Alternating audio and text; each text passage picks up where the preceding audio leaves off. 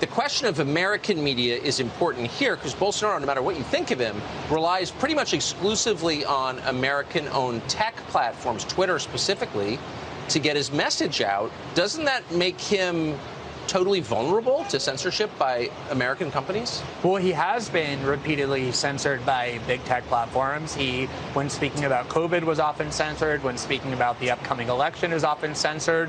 So Facebook and Google are essentially dictating to Brazilians what they can and can't hear, including from their own democratically elected president. And again, no matter what you think of Bolsonaro, you should have to think that that's a pretty serious problem. And I think it's a very similar dynamic to what has happened in the U.S., where the entire establishment essentially united against Trump. And so all these institutions that liberals and the left in the United States have long held with such contempt, neocons and the security state and corporate media, all united against Trump. And suddenly they were viewed with such favor by the American left and by American liberalism. That has happened to a large extent here. Brazilian leftists will now often talk about Globo, long worst enemy of the Brazilian left, with a lot of gratitude and admiration. Yeah, it's the major media company that has become completely hostile to Bolsonaro because, again, Bolsonaro ran on a platform of anti-establishment challenge and defiance, and that's not what his government is, but just the rhetoric itself has made the establishment turn against him.